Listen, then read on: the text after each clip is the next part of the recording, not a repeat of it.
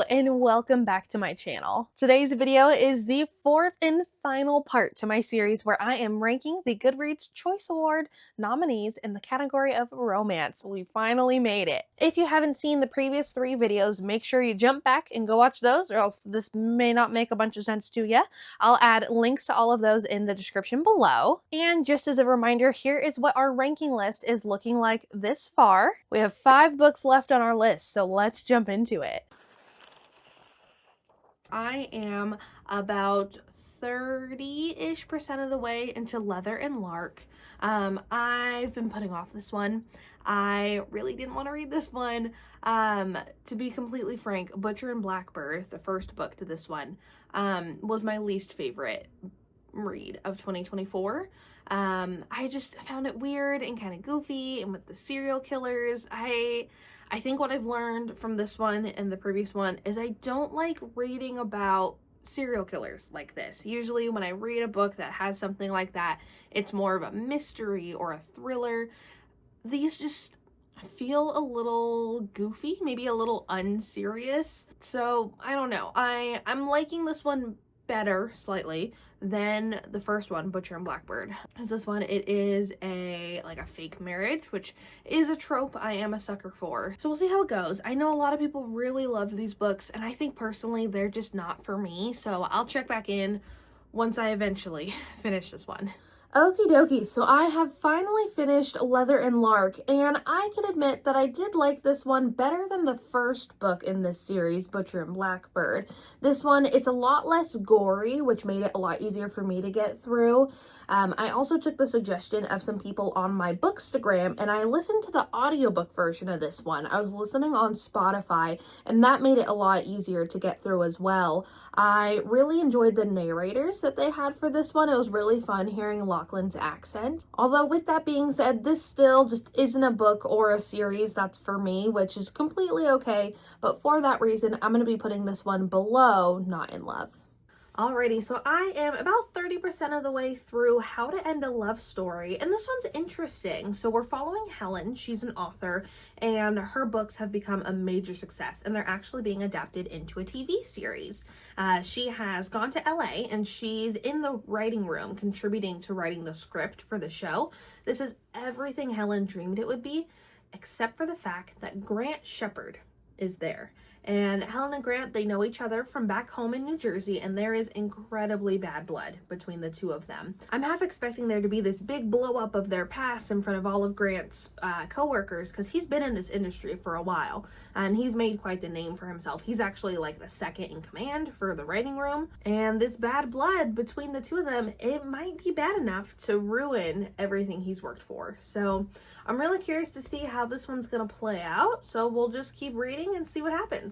Okie dokie, so I just finished filming for a different video, so I figured I'd just do my check-in really quickly. So I have finished How to End a Love Story, and it wasn't my favorite. I didn't hate it, but I also didn't love it. I do, however, think this is a super impressive debut novel, and it's super impressive that this book made the list. However, I did kind of feel like Helen was leaving Grant on a little bit, and while yes, they did have this big, terrible thing in their past, it had been 15 years or something like that, and I was just struggling to see why Helen was so convinced that it would never work between the two of them. There wasn't this big blow up like I expected there would be, and I kind of almost wish that there was, because I found myself being just a tiny bit bored at times. I was listening to this one on Audible, and I did really like the narrators. Something I did like about this one is the timing does make sense. I feel like a lot of romance books, it is like maybe a month-long duration where they just fall absolutely madly in love with each other and they would do anything for each other. Whereas this one, it's over the course of several months, which feels really realistic, and I did really like that.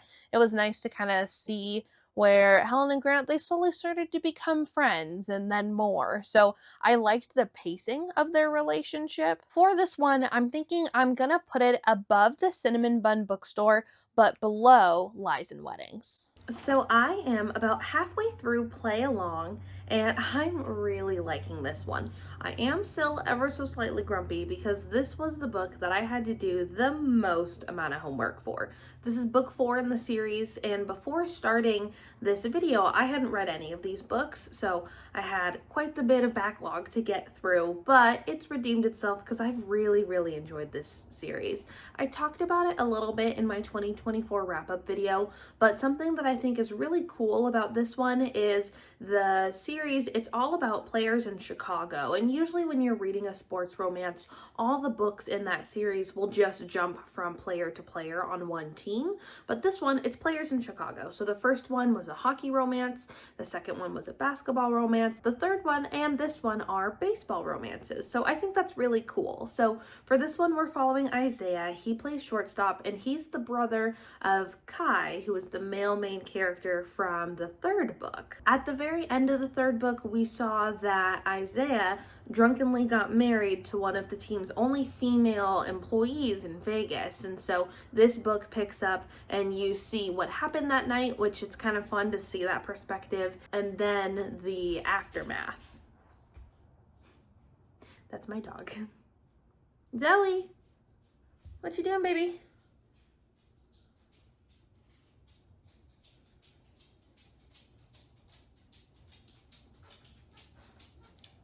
Hi, honey. Can you lay down? Can you lay down for me? Oh, hi. I'm filming, baby. Yeah, I'm filming. Oh, hi. Hi. Can you go lay down for me? Want to put on the couch? Go ahead. Good. On the couch. Go ahead. Thank you. Isaiah has been pining for Kennedy for years, and she's had no interest in him. But desperate to keep her job, they decide to play along and pretend that this has been years in the making and not just a drunken mistake. So I'm really excited to keep reading this one and see how it goes. Let's be real, it's a romance. We know how it's gonna go, but I'm excited for the journey, so I'll check back in once I finish this one. So I have finished Play Along, and I loved this one so much. It was so good. I absolutely adore Isaiah. I want to be his best friend. It was also really fun seeing so many characters from the third book because Kai and Isaiah, they're on the same team and they're brothers. You see a lot of the same people, which was really fun. I'm so glad I read this series because I had seen people talk about it online, but I had never gotten around to reading them.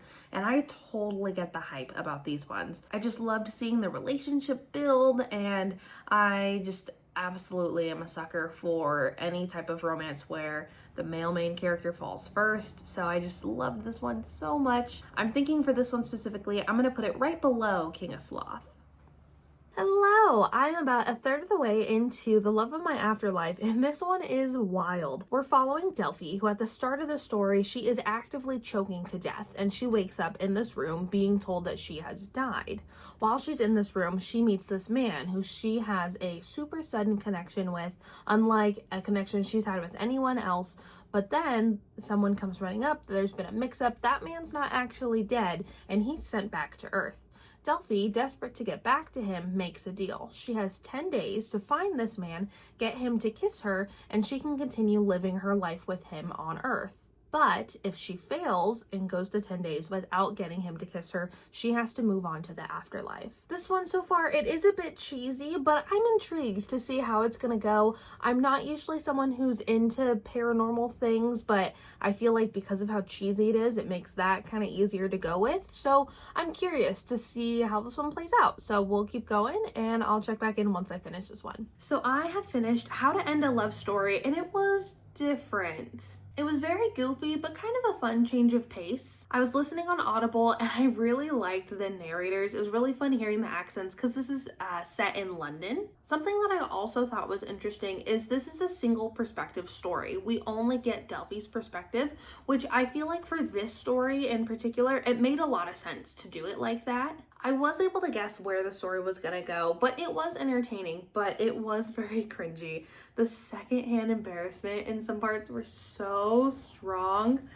Oh man. Overall, not a terrible read, but definitely not my favorite. So for this one, I'm gonna put it above the Cinnamon Bun Bookstore, but below How to End a Love Story. Alrighty, so we are at our final book just for the summer. I will admit, I've been saving this one for last because I read the first and second book of this series last year, and they were some of my favorite books of 2024. I really like Abby Jimenez, and I wanna read everything she's ever written. So for this one, we have Emma. She's a travel nurse, and she ends up messaging this guy on Reddit, and they really hit it off. So she decides that for her next assignment, her and her best friend are gonna go to him in Minnesota. But things get complicated when Emma's mom shows up. They don't have a good relationship, and Justin has some complicated home life things happening as well. This is the third book that I've read by Abby Jimenez, and I just feel like she does such a good job at writing characters that feel like real people. They have their own flaws and problems, and I just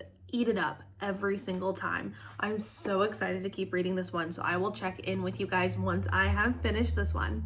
Oh my goodness, I loved this book so much. The found family in this one made my heart so warm and also made me cry. I felt like a little bit of a ding dong because I didn't realize that the owner of the property that Emma and her friend are renting when they're in Minnesota is, the owner is Neil, the same Neil from the first book, and I didn't even realize it until it was literally right in front of my face. And then there's a reveal at the end that just blows my mind. It really connects this one to the first book, Part of Your World.